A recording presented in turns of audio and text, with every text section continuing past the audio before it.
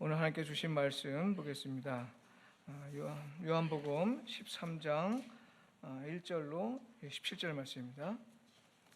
요한복음 17장 1절로 17절 말씀, 저와 여러분이 한 절씩 교독하겠습니다.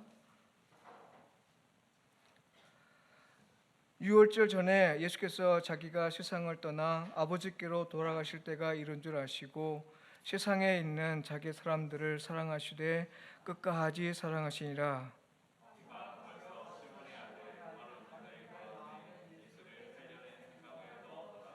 저녁 먹는 중 예수는 아버지께서 모든 것을 자기 손에 맡기신 것과 또 자기가 하나님께로부터 오셨다가 하나님께로 돌아가실 것을 아시고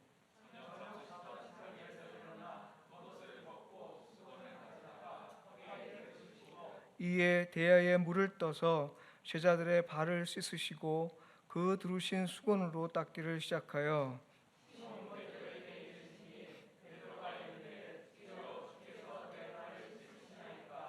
예수께서 대답하여 이르시되 내가 하는 것을 내가 지금은 알지 못하나 이후에는 알리라.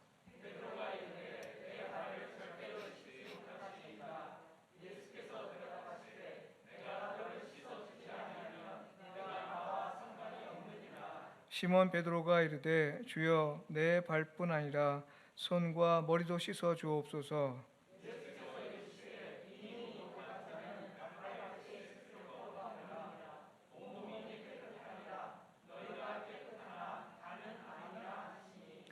이는 자기를 팔 자가 누구인지 아심이라.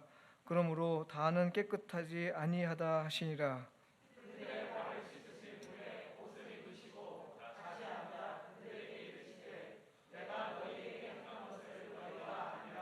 너희가 나를 선생이라 또는 주라 하니 너희 말이 옳도다. 내가 그러하다.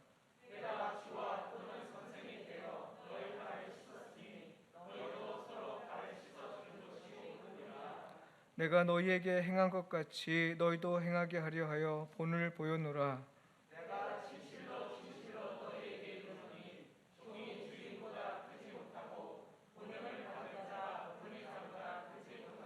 함께 있습니다.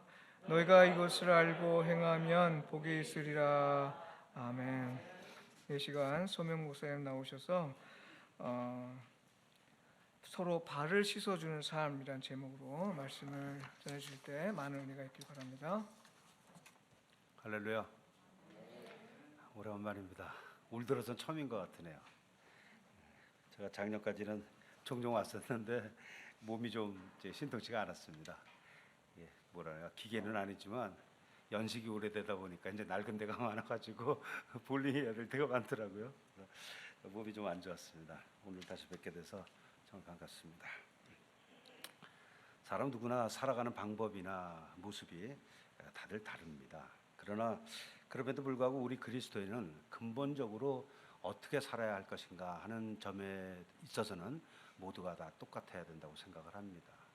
직업이 다르고 성격이 다르고 환경이 다르기 때문에 살아가는 모습은 다양할 수밖에 없어요. 그럼에도 불구하고 근본적인 인생에 대한 삶에 대한 자세는 똑같아야 된다라고 생각하는 것입니다. 왜 그러냐?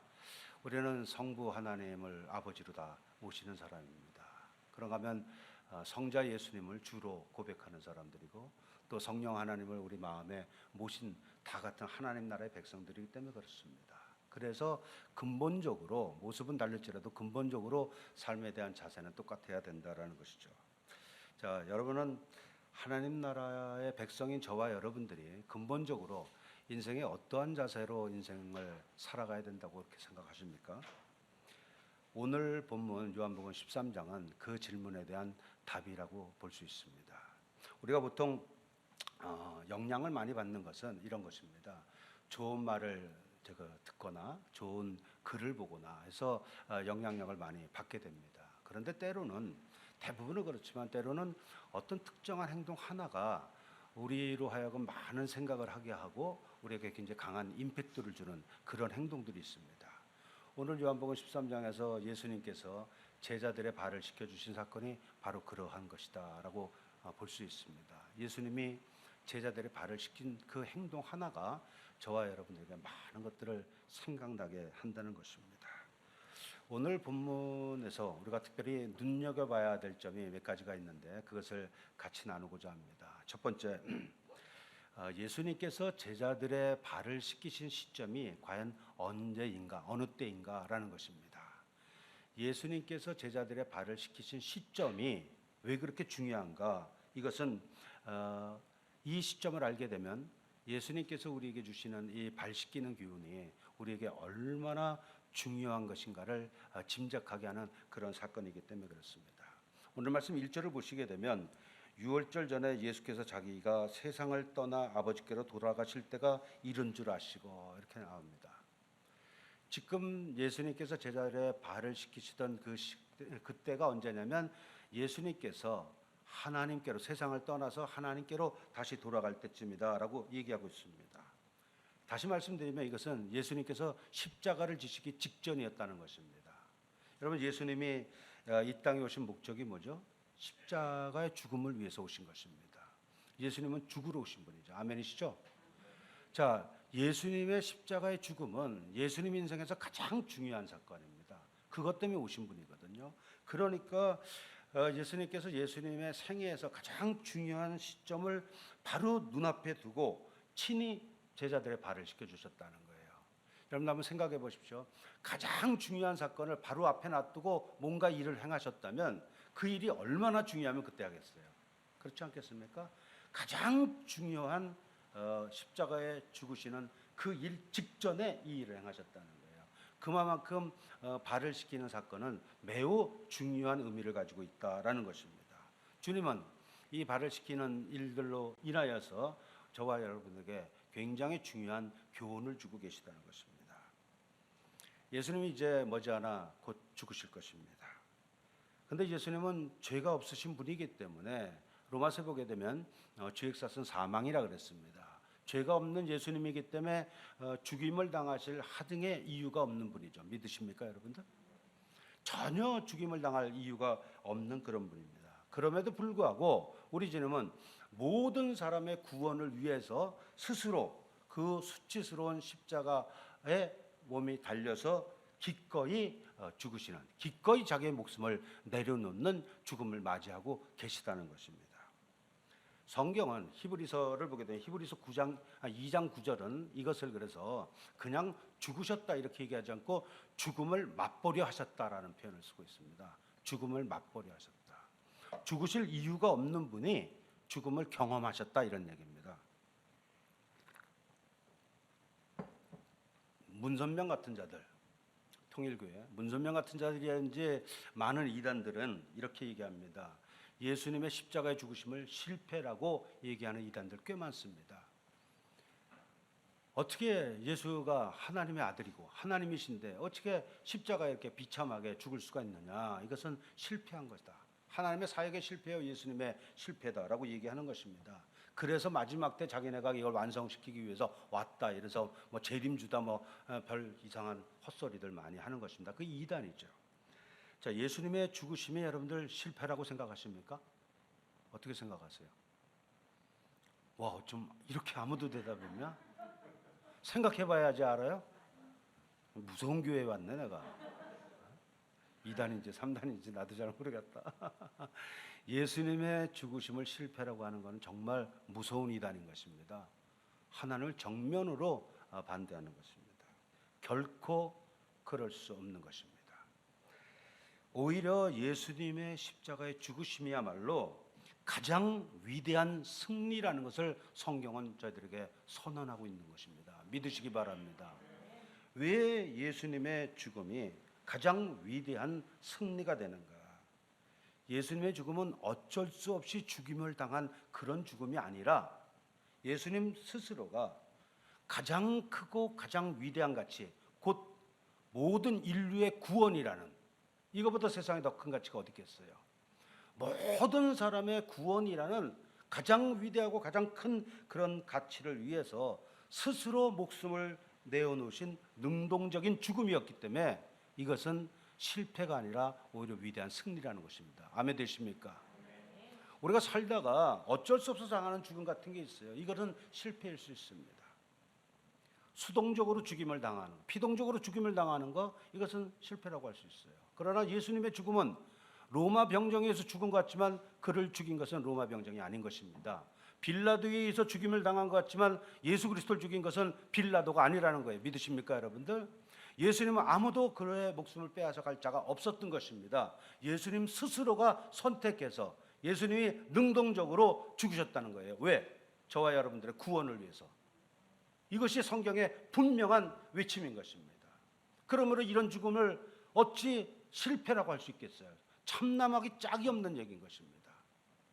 이 예수님의 능동적인 스스로 목숨을 내려놓으신 이 죽음이야말로 이 세상에 그 어떤 죽음도 흉내조차 낼 수 없는 가장 거룩하고 가장 위대한 그러한 승리라는 것을 저는 믿습니다.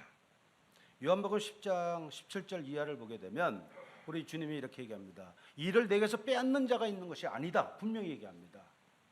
이를 내게서 예수님의 목숨을 빼앗는 자가 있는 것이 아니라 예수님 스스로 내려놓다. 목숨을 내려놓으셨다라고 얘기합니다. 나는 죽을 권세도 있고 다시 다시 일어날 그런 권세도 있다라고 예수님 분명히 얘기하십니다. 그러면서 그 예수님이 죽을 이유가 있어서가 아니라 이유가 있다면 모든 인류의 구원이라는 그 놀라운 하나님의 뜻을 이루기 위해서 스스로 내려놓은 죽음이시라는 것입니다. 그것이 우리를 사랑하실 때 끝까지 사랑하셨다는 것입니다. 그것이 예수님의 십자가 죽음인 거예요. 오늘 1절 말씀 봅니다. 다시 한번 볼게요. 유월절 전에 예수께서 자기가 세상을 떠나 아버지께로 돌아가실 때가 이른 줄 아시고 세상에 있는 자기 사람들을 사랑하시되 끝까지 사랑하셨습니다. 끝까지 사랑하셨다는 것은 뭐냐면 예수님이 죽으시기까지 사랑하셨다는 거죠. 이것이 끝까지 사랑하셨다는 것입니다. 자, 이처럼 마치 잘못 알게 되면 실패처럼 보일 수 있는 그러한 십자가의 죽음이 사실은 가장 위대한 승리라는 사실을 우리가 믿는다면 다시 한번 여쭤볼까요? 예수님의 십자가의 죽음이 위대한 승리라는 사실을 믿으시는 분 아멘. 이 사실을 정말로 믿는다면 이것이 예수님의 죽음이 가장 위대한 승리이듯이 십자가를 지시기 직전에 예수님께서 제자들의 발을 씻기고 있는 이 행동은 저와 여러분들이 오해할 수가 있습니다. 하필이면 다른 사람의 더러워진 발을 씻기는 그 행동은 힘이 없고 나약하고 그래서 실패한 인생의 어떤 삶의 모습처럼 보일 수가 있습니다. 그러나 능동적으로 만약에 내가 다른 사람의 더러워진 발을 씻겨주는 그런 삶을 산다면은 이런 능동적인 발을 씻겨주는 삶이야말로 정말 위대한 승리자적인 삶이라는 사실을 믿으셔야 될 것입니다.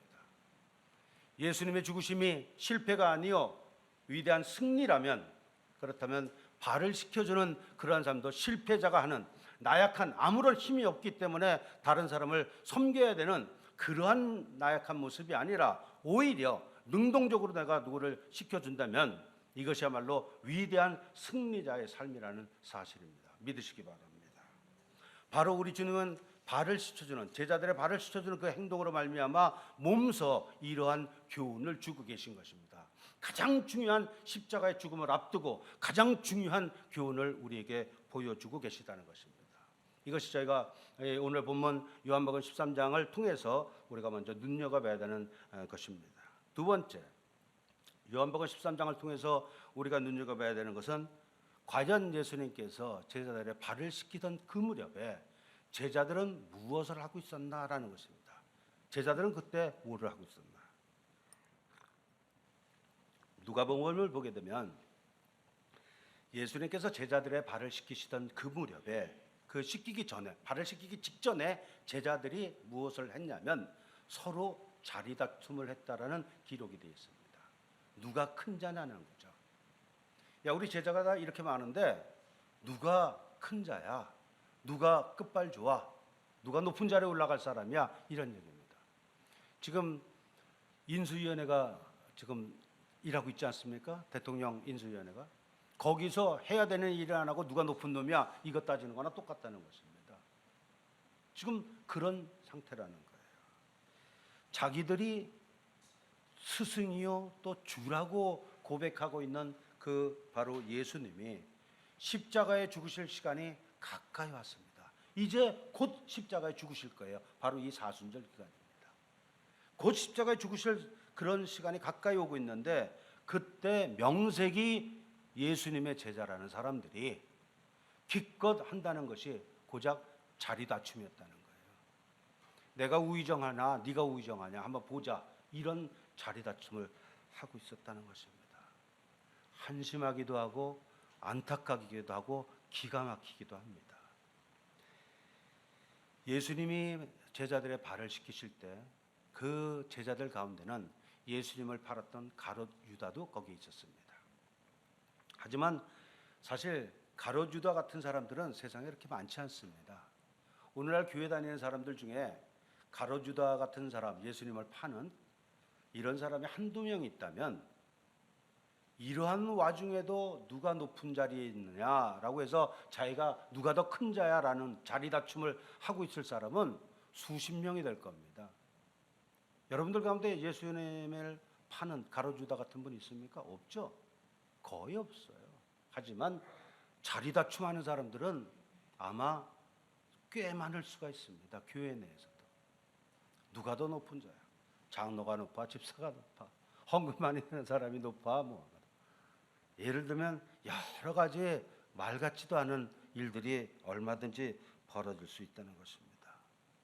여러분, 성경에 나타나고 있는 이러한 예수님의 죽으심을 앞두고 제자들이 한심하게, 명색이 예수님의 제자라는 사람들이 자리다툼하고 있는 이런 모습을 보면서, 여러분들 과연 나의 모습은 요즘에 어떤 거에 해당할까 아마 돌아볼 필요가 있지 않을까요? 아마 가롯 유다 같은 사람은 없을 겁니다. 그러나 자리다툼하는 것 같은 그런 사람들은 적지 않아 꽤 있을 거라는 생각이 듭니다. 여러분들의 모습은 어떠세요?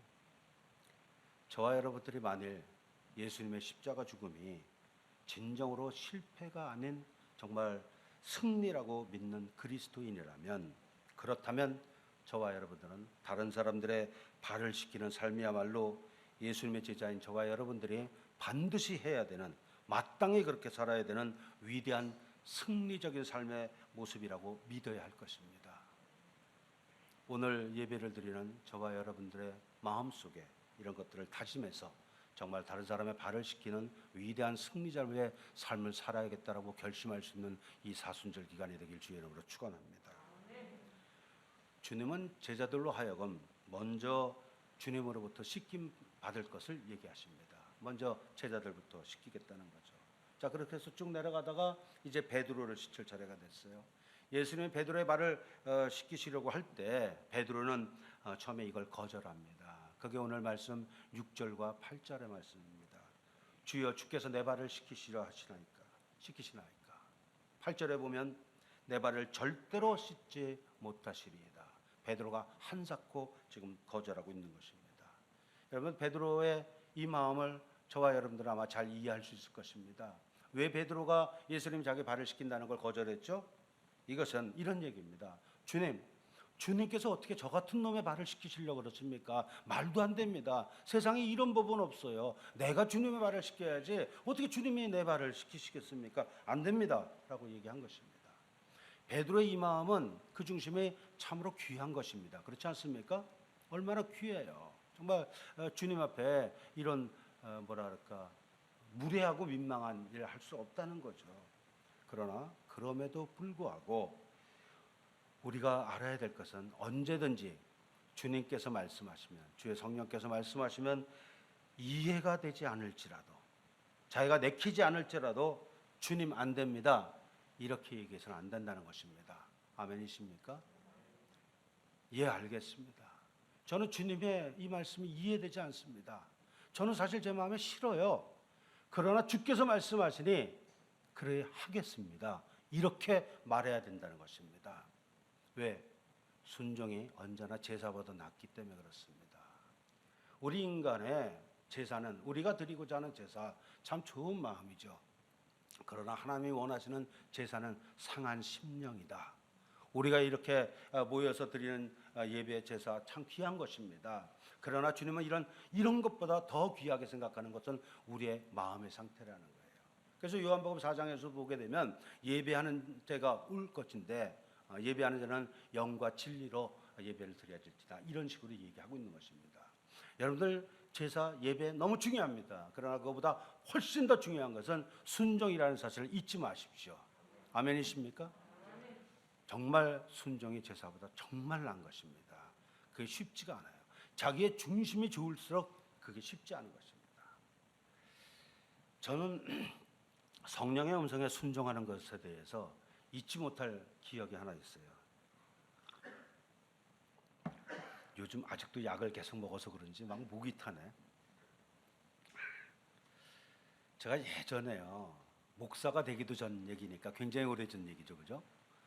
미국에서 목회한 것도 꽤 오래 했고 한국에 들어온 것도 이제 11년째 됐으니까 한국에 살 때 목사가 되기도 전 얘기입니다. 제가 집사 때 얘기예요. 그때 저는 원효로에서 사업을 하고 있었어요. 그때 이미 신학은 공부한 다음이었는데 목사 되고 싶은 마음이 전혀 없었거든요. 저는 목사 될 생각 꿈에도 꾼 적 없습니다. 근데 어떻게 하다 보니까 목사가 됐는데 아무튼 신학은 공부했어요. 성경을 알고 싶어서 신학 공부한 겁니다. 그리고 사업을 하고 있을 때인데 제가 점심 먹고 나면 늘 1시간씩 기도를 했었거든요. 아주 오래전인데 기도를 하는데 느닷없이 전화번호 생각이 나요. 여러분들 지금은 전화번호가 스마트폰에 전부 다 입력이 돼 있어가지고 전화번호 외우는 사람 거의 없죠. 그거 보고 다 하죠. 근데 그때만 해도 스마트폰이 없을 때거든요. 그래서 웬만한 전화번호는 거의 다 외웠댔어요. 제 말 맞죠? 여기 젊은 사람 빼놓고 그 당시에 한참 사회생활하던 분들 웬만하면 우리 머릿속에 전화번호가 100개, 200개 다 들어가 있었어요. 그 무렵이었는데 전화번호 생각이 확 나는 거예요. 갑자기 기도 한참 하고 있는데. 근데 아무리 생각해도 내가 모르는 전화번호야. 그런데 경험 때문에 이것이 성령께서 주시는 감동이라는 것은 제가 알았어요. 그러면서 이 전화번호에다가 전화 걸 것을 성령께서 이렇게 잠깐만 뭐랄까 그런 마음을 주시는 거예요. 근데 여러분들 생각해보세요. 얼마나 뻘쭘해요. 전혀 모르는 사람 전화번호입니다. 글로 전화해서 뭐라고 얘기할 거예요. 그래서 너무 뻘쭘해가지고 제가 그냥 이거는 무시해버렸어요. 계속 기도했어요. 근데 또 그 번호가 또 떠올라. 또 떠올라. 서너 번 그래서 도저히 안 되겠더라고요. 그래갖고 전화해서 뭐라 그러지 이게 누군지도 모르겠는데 싶었댔어요. 근데 그 부담을 떨쳐버리기 위해서 제가 전화를 걸었어요. 전화를 걸면서 얼마나 웃기냐면 제발 안 받았으면 하는 마음으로 걸었어요. 제발 좀 전화 안 받았으면 좋겠다 해서 전화를 걸었어요. 근데 벨이 한 10번도 더 울려요. 그래서 와 됐다. 전화 안 받는구나. 신나더라고요. 그래서 전화를 끊으려고 막 그러는데 재수없게 전화가 딱 들리는 거예요. 한 10몇 번 울렸던 것 같아요. 그러니까 내가 여보세요 그러는데 뭔 말을 해야 될 거 아니에요. 할 말이 없었어요. 그래서 제가 정말 할 말이 없더라고요. 그래서 죄송합니다 그랬어요. 죄송합니다. 근데 정말 제가 기도하는데 이 번호가 자꾸만 생각나가지고 전화 안 걸 수가 없어서 걸었는데 제가 할 말이 없네요. 선생님 죄송해요. 어느 남자였댔어요. 선생님 죄송합니다. 제가 그랬어요. 그러니까 그 사람이 별 미친놈 다 있다 이런 기분도 안 들겠어요. 그러니까 예? 그러더라고요. 그래서 제가 예? 뭐라고요? 그래서 제가 할 말이 없어갖고 그때 내 입에서 왜 그 말이 나왔는지 몰라. 제가 드릴 말씀이 없어서 정말 죄송한데 그냥 이거 하나 드릴게요. 하나님이 선생님 사랑하십니다. 하나님께서 선생님 사랑하세요. 저 그 말은 하고 싶으네요. 정말 죄송합니다. 실례했습니다. 안녕히 계세요. 이거 전화 황급하게 끊었어요. 그리고 3일 지나서 누가 저를 찾아왔어요. 이 사람이 너무 이상해서 저를 전화국을 이렇게 알아봐가지고 저를 찾아온 거예요. 원효로 제 사무실에. 그런데 그 사람이 그때 어떤 일이 있었냐면 자살을 하려고 그랬던 거예요. 왜 자살을 하려고 그랬냐면 이 세상에 세상 천지에 자기를 진짜로 사랑하는 사람이 하나도 없다라는 아주 극단적인 외로움과 절망 속에 살고 싶지가 않았던 것입니다. 저보다 나이가 조금 많았댔어요. 그래서 자살을 하기로 결심을 해서 자기 집에서 목을 맸습니다. 의자 위에 올라가서 목을 매가지고 이제 발로 의자를 차면 이제 자살할 수 있는 거예요. 의자만 차면 되는 거예요. 그래서 의자를 찰라 그러는데 전화가 울리더래요. 그런데 여러분들 생각해보세요. 참 웃기기도 하는 거고 어떻게 보면 성령님의 역사입니다. 그게 자살하려는 사람이 목까지맸다가 배를 울린다고 뭘 그냥 의자를 차겠어요. 그냥 전화를 받겠어요. 그냥 의자 차서 죽고 말지. 어차피 죽으려고 생각하는데 전화 한 통화 더 받고 죽으면 뭐 하겠어요. 사실 그렇잖아요. 논리적으로 그렇지 않습니까? 멀쩡하게 죽으려고 그랬던 사람이 무슨 전화를 받고 죽어. 그냥 죽지. 그런데 이상하게 그 전화 받고 싶은 마음이 들은 게 성령님의 간섭인 것입니다. 그래서 이 사람이 얘기 들으니까 목을 이렇게 밧줄을 매놨다가요, 그거를 풀렀대. 자기 손으로 넥타이 풀르듯이요. 자기가 묶은 올가미를 자기가 풀르고 저 전화만 받고 죽어야겠다 싶어갖고 이상하게 그거 받고 싶어갖고, 그러니까 전화가 열 몇 번씩 울리도록 안 받은 거예요. 그래서 내가 끊으려는데 여보세요 하고 받은 거죠. 그리고 올가미를 풀러가지고 저 전화를 받았는데 거기서 나오는 소리가 미안하다. 자기가 기도하는데 계속 이 번호가 생각나가지고 할 수 없이 전화 걸었다. 미안하다. 선생님 죄송합니다. 그러더니 하나님이 선생님을 사랑하십니다라는 소리 두 번 하고 끊더라는 거예요. 이 마지막에 하나님이 당신을 사랑하십니다라는 이 말이 이 사람에게 천둥같이 들어온 것입니다. 자기는 아무도 이 세상 천지에서 자기를 사랑하는 자가 없다라는 생각 때문에 죽음을 각오해서 목을 맸는데, 그 시간에 전화가 와서 난생 들어보지도 못했던 사람, 알지도 못했던 사람이 하나님이 당신을 사랑하십니다라는 소리 두 번 하고, 그 전화번호를 어떻게 알았는지 그 생각이 나서 전화 걸었다니까 이 사람이 궁금해졌어요. 그래서 저를 만나고 그 다음에 죽기로 또 연장을 했습니다. 그런데 지금은 웃으시죠? 제가 이렇게 얘기하니까. 그때는 저 진짜 웃을 상황이 아니었댔어요. 되게 진지하고 심각했었습니다. 굉장히 오래전에요. 30년도 더 된 얘기입니다. 제가 목회를 한 게 언제고 뭐 진짜 꽤 오래전 얘기죠. 그래서 전화국에다 연락해서 저를 찾아왔던 거예요. 제 원효로 사무실까지. 그래서 그 얘기를 쭉 들으면서 제가 뭐 했겠어요. 자연스럽게 복음을 전했죠. 자연스럽게 복음을 전하고, 저는 그때 신학교 졸업한 집사였는데 그분은 목사가 됐어요. 저보다 더 빨리. 저는 그거로도 한참 지나서 목사 안수를 받았거든요. 그래서 인천에서 목회를 했습니다. 제가 그걸 보고 저는 미국으로 이민 갔죠. 그래서 미국에서 오랫동안 한교에서 담임 목회하다가 10년 전에 이제 한국에 다시 들어와서 지금 디퍼런스 사역이라는 걸 하고 있는데, 자 여러분들, 저는 그 사건이 제가 어떠한 일이든지 성령보다 앞서지 않겠다.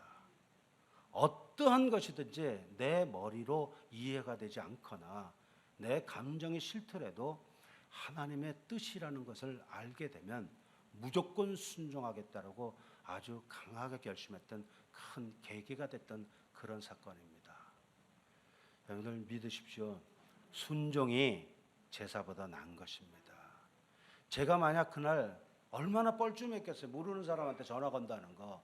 그때 그 음성에 순종하지 않았다면 아마 제가 천국에 갔을 때 주님이 저한테 그 사람의 목숨값을 제 손에서, 그 사람 피값을 제 손에서 찾으셨을 것입니다. 그게 에스겔 얘기예요.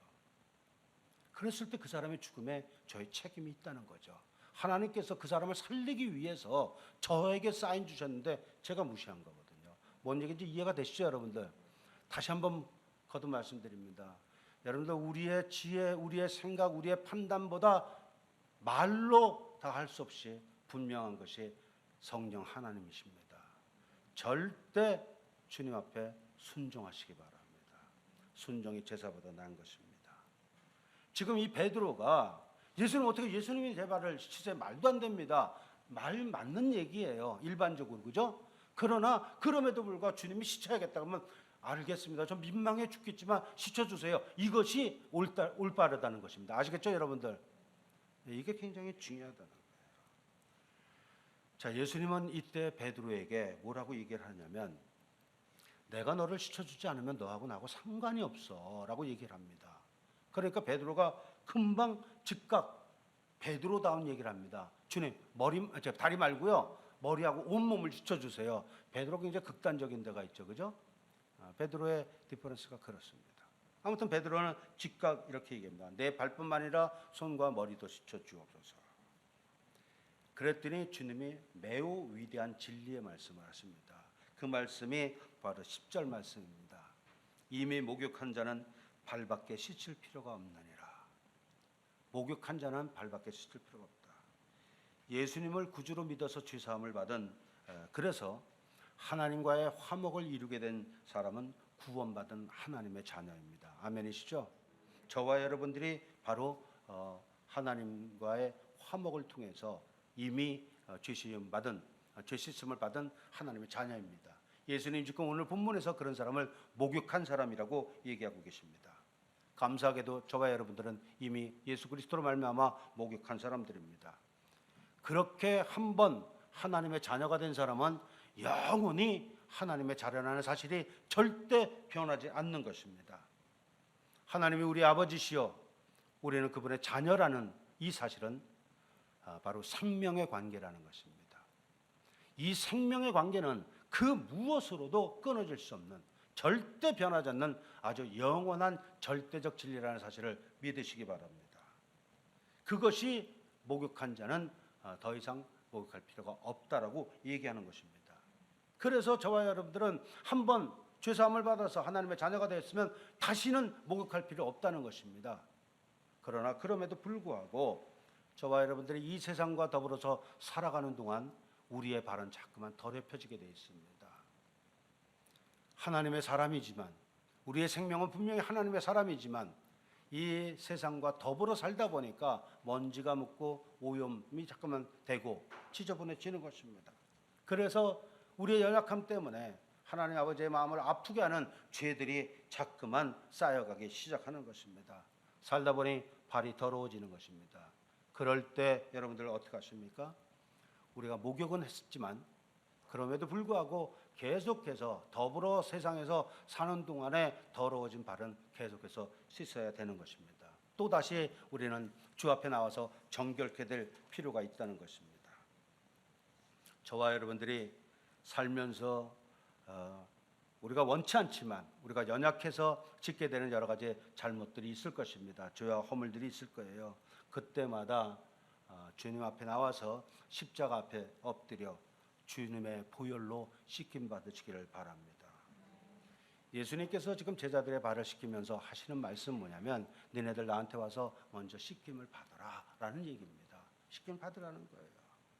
우리가 먼저 목욕한 자지만 이 땅에서 사는 동안은 더러워질 때마다 수시로 씻김을 받는, 주님 앞에 나와서 씻김 받는 그런 삶을 살아야 됩니다. 그것이 오늘 발을 씻기시는 주님의 행동으로 우리에게 주시는 굉장히 중요한 교훈이라는 거죠.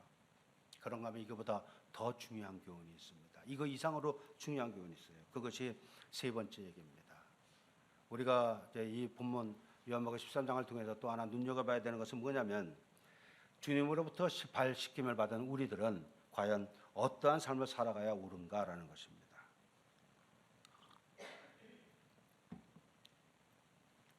이것입니다. 주님께서 우리를 씻겨주셔서 우리가 그런 씻김을 받았다면, 그렇다면 이제부터는 내가 너희들에게 그리했던 것처럼 너희도 가서 다른 사람을 씻겨주는 그런 삶을 살아야 된다라는 것이 이 본문에서 가장 중요한 그런 교훈이 되는 것입니다. 그게 14절 말씀이죠.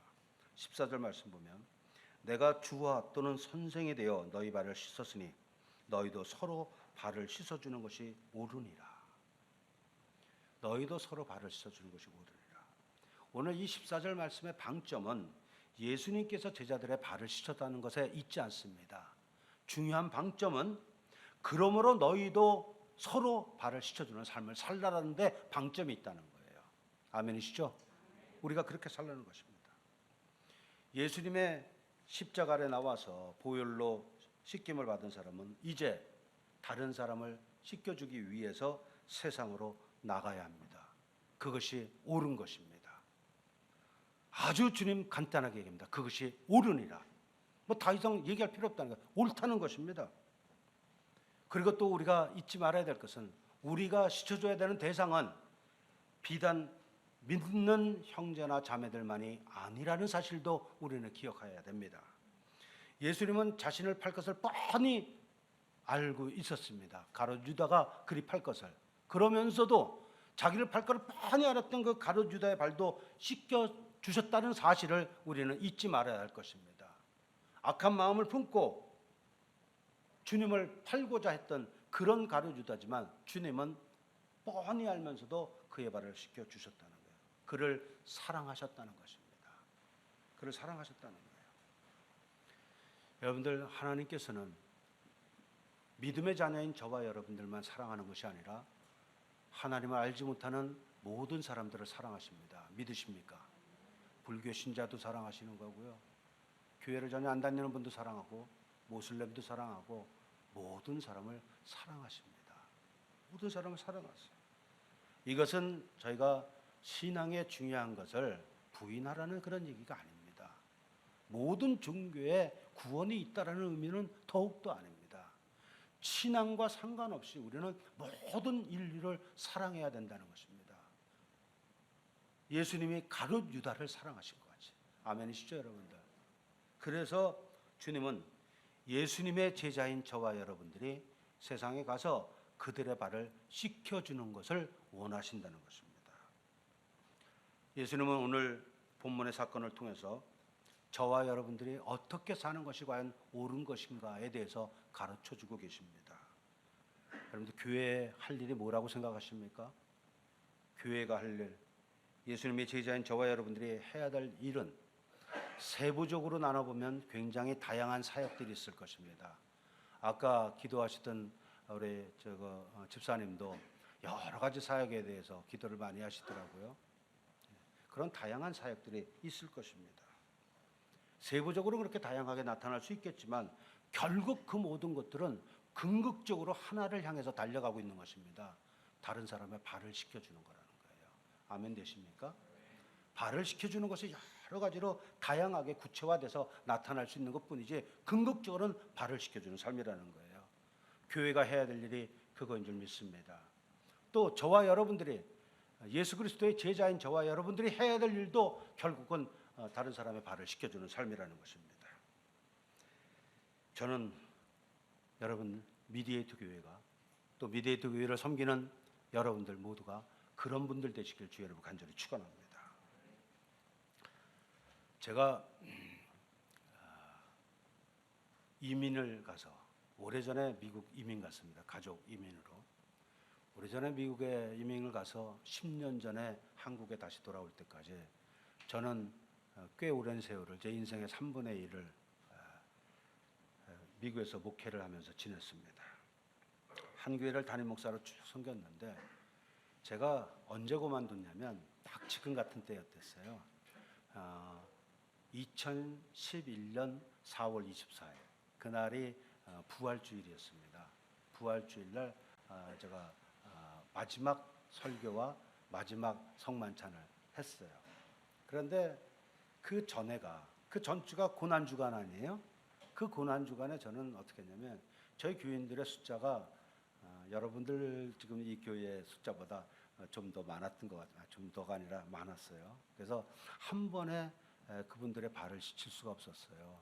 그래서 제가 마지막 고난주간, 목회자로서 맞이했던 마지막 고난주간에 월요일부터 토요일까지 매일 저희 전교인들을 저녁 때 순서대로 나오라고 순서를 짜가지고요. 한꺼번에 다 할 수가 없으니까 24시간씩 저도 다 할 수가 없었거든요. 그리고 제 몸이 감당이 안 돼요. 너무 많으니까. 그래서 아이까지도 유년주일학교 애들이고 몽땅 다 나왔습니다. 한 사람도 안 빼놓고 일주일 내내 몇 시간씩 저녁 때 일주일 내내 고난주간에 발을 씻어줬어요. 정말 허리 아파 죽는 줄 알았는데 왜 이렇게 사람이 많아? 정말 끝이 없더라고요. 그 사진 지금도 가지고 있어요. 그리고 그 사진 밑에 나의 마지막 섬김이었다. 제가 이렇게 써놨는데 그분들을 우리 교회 한 사람도 안 빼놓고 몽땅 다 발을 시켰어요. 그리고 이제 주일을 맞았는데 그 주일이 부활주일이었습니다. 그래서 마지막 설교하고 성찬식을 집례하고 제가 목회자로서의 삶을 조기 은퇴한 것입니다. 그러니까 그게 이제 11년이 된 거네요. 2011년 4월 24일이니까. 그리고 한국에 들어왔습니다. 제가 마지막 목회 사역을 한 것이 발을 씻기는 거였어요. 왜 제가 그거를 생각을 했냐면, 제가 다시는 볼 수 없을 것 같은 그들, 저는 목회를 그만두면서 그 교회에 영향력을 조금도 끼치지 않아야겠다라는 결심을 굉장히 강하게 했습니다. 그래서 원로 목사님 오니 이런 얘기들 많이 나왔는데 자격은 솔직히 됐어요. 교회에서 얘기하는 자격은 다 갖췄지만 저걸 원하지 않았습니다. 그래서 아예 그 교회를 떠나기로 작정을 해서 한국으로 들어와 버렸어요. 뭐 그것이 한국에 들어온 이유의 전부는 아닙니다. 아무튼 그 4월 24일 부활주일 날 본 것이 그분들 여태까지 마지막으로 본 거예요. 한 명도 본 적이 없어요. 나오자마자 전화번호 바꿔버리고 몇 달 있다가 한국으로 들어와서 연락을 안 했습니다. 교회 소식은 듣고 있었어요. 저희 어머니가 그 교회 제일 나이 많은 권사에서 어머니 통해서 듣고 있었어요. 뭐 이제 그렇지만 교인들은 저를 본 적이 없었죠. 제가 오랜 목회 생활을 그만두면서 그들에게 뭐랄까 웅변적으로 설교한다 그럴까 가장 중요한 교훈을 남기고 싶었어요. 그것이 마치 예수님이 십자가 지시기 직전에 그들의 발을 씻겨주신 것 같이 저도 저 별 볼 일 없는 사람입니다만 예수님 흉내내고 싶었던 것입니다. 그래서 교회를 그만두는 마지막에 발을 씻겨주고 떠났던 거죠. 제가 할 수 있는 마지막 섬김이었습니다. 그리고는 제가 미국에서 연구 발표했던 디퍼런스라는 사역을 할 겸 그 교회에 영향력을 끼치지 않아야겠다는 생각 가지고 이제 한국에 들어온 게 벌써 그냥 10년 넘어서 11년이 돼가고 있습니다. 지금은 디퍼런스 사역이라는 것을 제가 할 수 있는 제 딴에는 최선을 다해서 섬기고 있습니다. 여러분 어떻게 들으실지 모르는데 목회 때도 다른 사람의 발을 씻기는 삶이었다 감히 말씀드릴 수 있습니다. 그리고 지금은 목회자는 아니지만 여전히 저는 디퍼런스라는 걸 통해서 다른 사람들의 발 씻기는 삶을 살고 있습니다. 저의 말씀이 혹시라도 잘난 척이거나 저의 자랑으로 듣지 않아 주셨으면 하는 그런 간곡한 바람입니다. 아멘이시죠? 저거 오래간만에 저거 오더니 또 지 잘난 척도 우지게 한다 이렇게 듣지 마십시오. 그렇게 들으시면 여러분들 수준이 낮은 겁니다. 마지막으로 오늘 요한복음 13장을 통해서 우리가 눈여겨봐야 되는 것이 한 가지 더 있습니다. 그것은 이런 것입니다. 남의 발을 씻기고자 하는 사람은 반드시 그 앞에 먼저 무릎을 꿇어야 한다는 사실입니다. 왜 그런가? 내가 뻣뻣이 서 있는 상태로는 그 상태에서는 절대로 남의 발을 씻길 수 없기 때문에 그렇습니다. 여러분들 예수님께서 제자들의 발을 씻기기 위해서 무엇을 하셨죠? 그 존귀하신 분, 그 하나님이신 그분이 제자들 앞에 먼저 무릎을 꿇으셨다는 것입니다. 여러분들 이거를 생각하면 얼마나 황송해요. 그렇지 않습니까? 우리가 그분 앞에 무릎을 꿇어야죠. 어떻게 존귀하신 하나님이신 그분이 나의 깨끗한 부분도 아니고 지저분한 부분을 닦아주기 위해서 그분이 무릎을 꿇다니요. 베드로는 이걸 견딜 수가 없어서 주님 아닙니다 이렇게 얘기했을 거예요. 저는 이 대목도 얼마나 가슴이 칭한지 몰라요. 정말 주님, 어떻게 주님이 제 앞에 무릎을 꿇으시죠? 그러면서 주님 말씀하신 거예요. 내가 주와 선생이 되어서 너희들의 발을 씻겼으니 그러므로 너희도 가서 발을 씻어주는 삶을 살아라. 이것이 옳으니라 이렇게 말씀하고 계신 것입니다. 여러분들 하나님 나라의 백성들의 가지고 있는 특권이 뭔지 아십니까? 천국 가는 거요? 주와 동행하는 거요? 일이 술술 풀리는 거요? 천만의 말씀입니다. 하나님 나라 백성의 진짜 특권은 다른 사람의 행복을 위해서, 다른 사람의 평안을 위해서 내가 가지고 있는 힘과 모든 권리를 기버, 포기하는 것입니다. 그걸 내려놓는 것이 특권이라는 거예요. 하나님 나라는 이상한 곳입니다. 아주 새로운 사회, 뉴 소사이어티. 새로운 사회인 것입니다. 교회가 이렇듯 새로운 사회가 되는 것이고 하나님 나라가 이렇듯 세상과는 다르게 움직이는 것입니다. 아멘 되십니까 여러분들? 하나님 나라 백성의 특권이 폼 잡는 거, 일 잘 되는 거, 머리가 될지언정 꼬리가 되지 않는 거, 있다 없고서 있는 것이 아니라는 것을 믿으시기 바랍니다. 주님이 말씀하시는 것은 큰 자가 되는 것을 가르치고 있는 것이 아니라는 거예요. 큰 자가 되려는 사람은 먼저 섬기는 자라다가 되라고 얘기하고 계십니다. 우리의 특권은 무엇인가? 나의 기득권을 내려놓는 데 있습니다. 아멘이십니까? 다른 사람의 행복을 위해서, 다른 사람을 위해서 내가 가지고 있는 모든 힘과 권리를 다 내려놓는 것입니다. 그러나 여러분 오해하지 마십시오.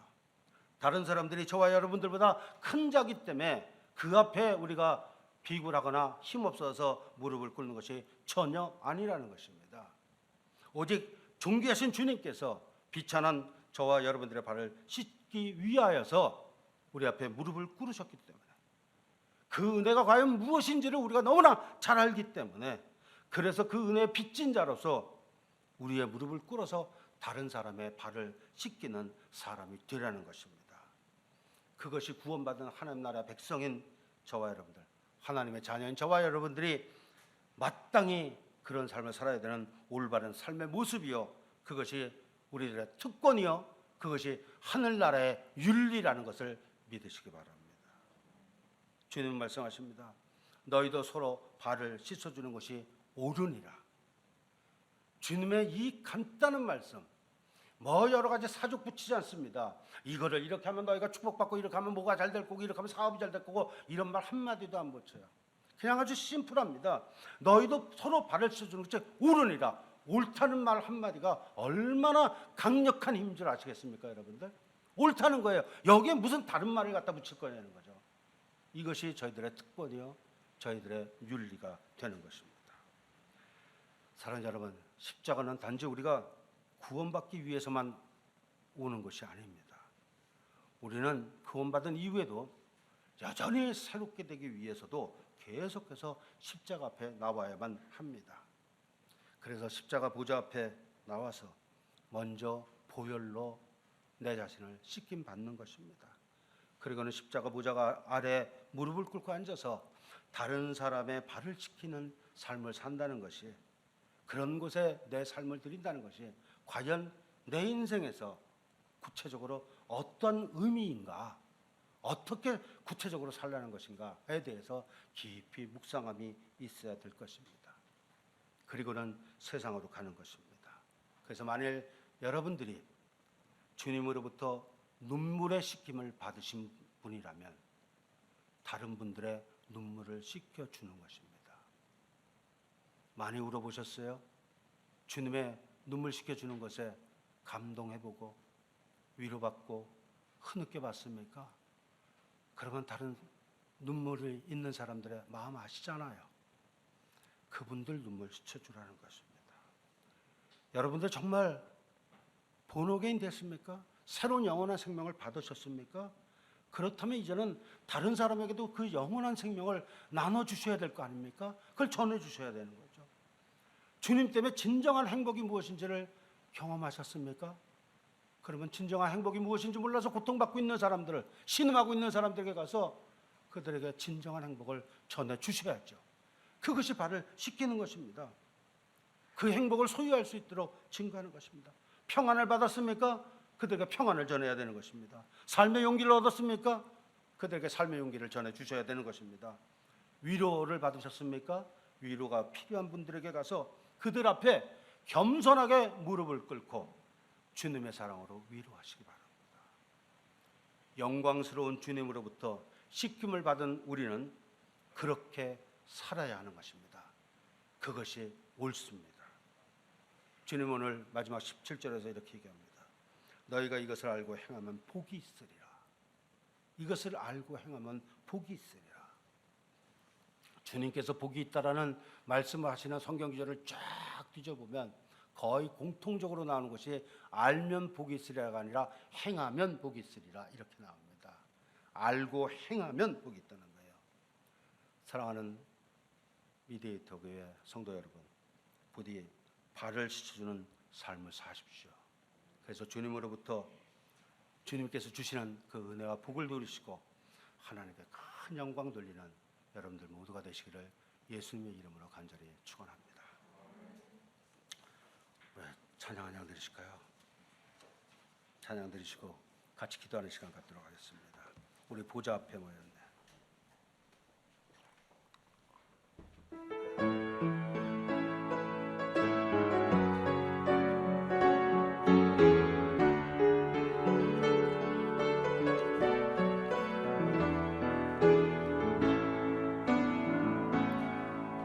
우리 보좌 앞에 모였네. 함께 주를 찬양하며 하나님의 사랑 그 아들 주셨네. 그의 피로 구원받았네. 십자가에서 쏟으신 그 사랑 강같이 온 땅에 흘러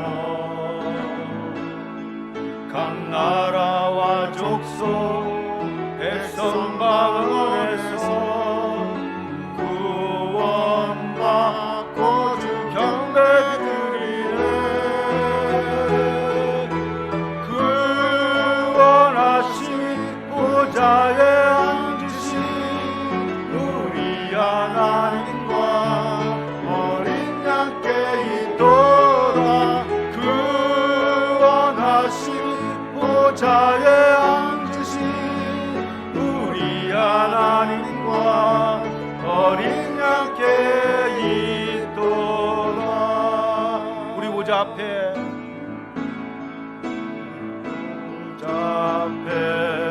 모였네. 함께 주를 찬양하며 하나님의 사랑 그 아들 주셨네. 그의 피로 인 구원받았네. 십자가에서 쏟으신 그 사랑 강같이 온 땅에 흘러 각 나라와 족속 백성 방언에서 구원받고 주 경배드리네. 아멘. 구원하시니 보좌에 앉으신 우리 하나님과 어린 양께 있도다. 구원하시니 보좌에 앉으신 우리 하나님과 어린 양께 있도다. 아멘. 우리 다 같이 기도하실 때 오늘 말씀 생각하시면서 하나님, 이제 세상으로 가서 나도 다른 사람의 발을 씻기는 삶을 살겠습니다. 그들 앞에 가서 겸손하게 무릎 꿇을 수 있는 그 참 믿음을 주옵소서. 그래서 하나님의 백성으로서의 놀라운 특권을 누림으로 그들에게 하나님의 사랑을 증거하는 삶을 살 수 있도록 하나님 도와주옵소서. 우리 다 같이 통성으로 기도하시겠습니다. 존귀하신 아버지 하나님, 은혜 감사합니다. 오 사랑하시는 주님 감사합니다. 아버지여, 제가 무엇이간데 하나님께서 저희를 축복하시고 아버지, 저희들의 발을 먼저 시켜주시고 존귀하신 하나님께서 우리들의 발을 먼저 시켜주심으로 말미암아 아버지여, 시킴 받게 하신 그 하나님의 백성으로 삼아주신 것을 감사합니다. 이제는 아버지여, 사랑이 필요한 곳으로 달려가서 내 아버지 무릎을 꿇게 하시고, 그래서 아버지여, 정말 주님으로부터 받은 모든 사랑을 전해줄 수 있도록 주님 도와주옵소서. 아버지의 발을 씻겨주는 삶을 살기를 원합니다. 주님, 이 은혜, 이 축복을 놓치지 않게 하여 주옵소서. 그래야 하나님 앞에 영광 돌리게 하시고 주 옆에 바로 서는 저희를 되도록 주님 인도하여 주옵소서. 주께서 함께 하실 것을 믿습니다. 오 주님, 영광을 받아 주옵소서. 감사합니다. 오 주님 감사합니다. 아버지,